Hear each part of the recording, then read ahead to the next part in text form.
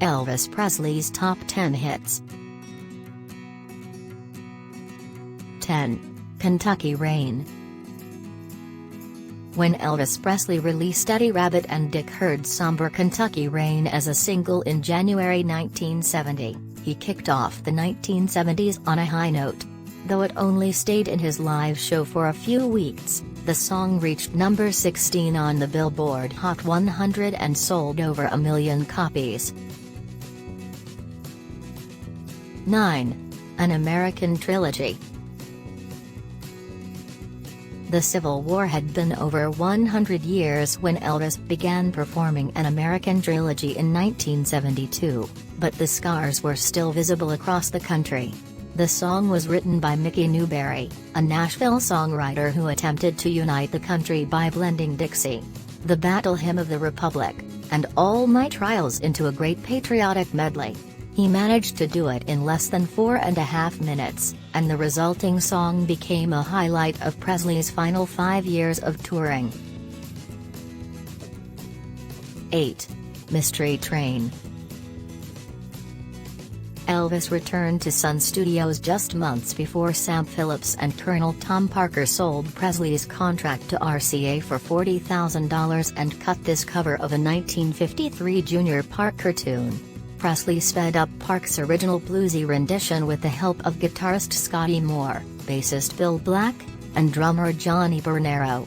The revised version reached number 11 on the Billboard Country chart, but RCA released Heartbreak Hotel a few months later, which absolutely eclipsed everything Presley had done previously.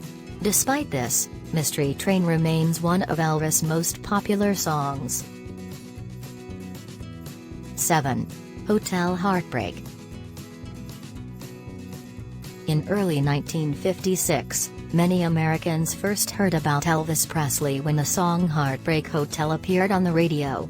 Presley's prior success had been primarily regional, but with the support of his new company, RCA, he recorded a song that would spend 7 weeks at the top of the Hot 100.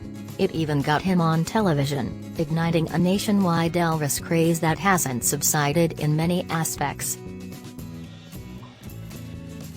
6. Jailhouse Rock.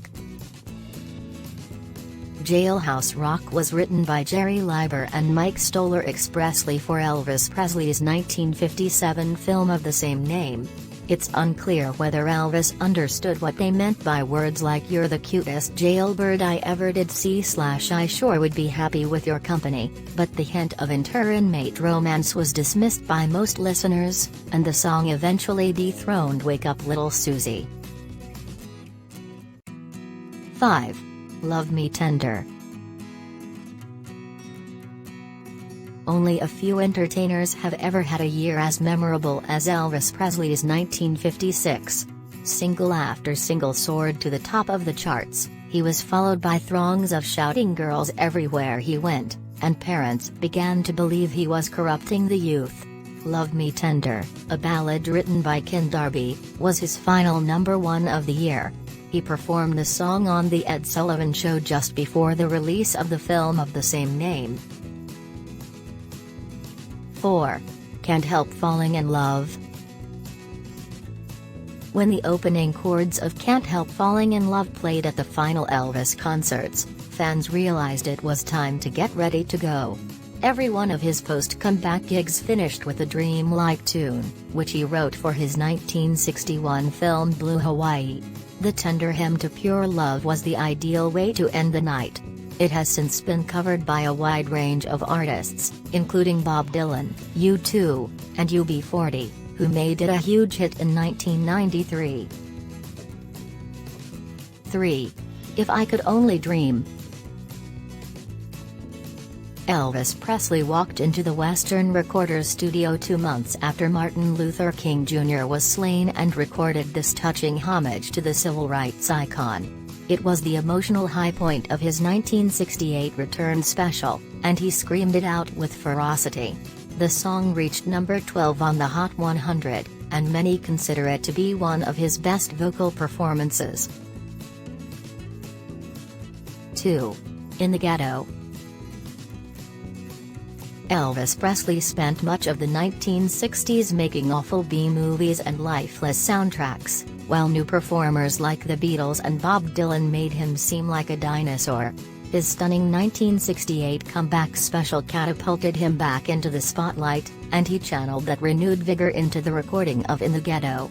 It's a song about the cycle of poverty and misery in America's inner cities, and it eventually reached number 3, confirming Elvis' return.